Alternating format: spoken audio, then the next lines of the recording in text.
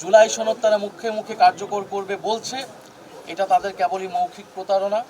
Chief প্রসিকিউটরের দায়িত্ব supreme কোর্টে সে appeal যাতে দ্রুত সময়ের মধ্যে 60 দিনের মধ্যে শুনানি হওয়ার বাধ্যবাধকতা রয়েছে। আমরা কিন্তু কোনো আপডেট পাইনি, আজকের দিনে কোনো আপডেট আমরা পাইনি। ফলে আমরা আহ্বান থাকবে সরকার এবং চিফ প্রসিকিউটর ট্রাইব্যুনাল থেকে এই রায়ের আপিলের শুনানি কার্যক্রম দ্রুত সম্পন্ন করে আমরা রায় দেখতে চাই। রায় অনেকগুলো হয়েছে, রায় কার্যকর দেখতে চায় বাংলাদেশের জনগণ। এবং আবু সাইদের যে মামলার রায়, সেই মামলার রায়ের আসামি কিন্তু শেখ হাসিনা নিজেও, এবং সেই রায়ে শেখ হাসিনাকে ফাঁসির দণ্ড দেওয়া হয়েছে। এবং আমরা আশা করব সরকার দ্রুত সময়ের মধ্যে শেখ হাসিনাকে দেশে এনে ফাঁসির রায় কার্যকর করবে এবং অন্য সকল যে মামলার রায় আছে দ্রুত সময়ের মধ্যে সেই মামলার রায় প্রদান করে, রায় কার্যকর করে যারা জুলাই গণ অভ্যুত্থানে বিপ্লবে ভিকটিম রয়েছে, যে শহীদ পরিবাররা রয়েছে, তারা ন্যায় বিচার পাবে। দ্বিতীয়ত আসতেছে সংস্কার।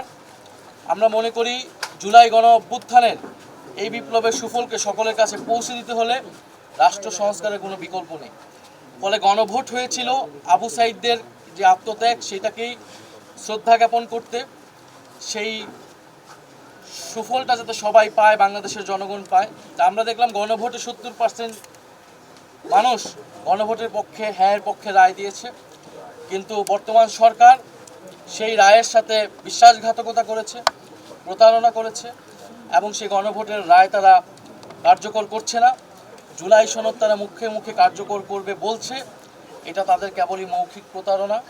তারা 31 দফার সাথে প্রতারণা করেছে। তারা বলেছিল সংবিধান সংস্কার কমিশন করবে, সেটি তারা করেনি।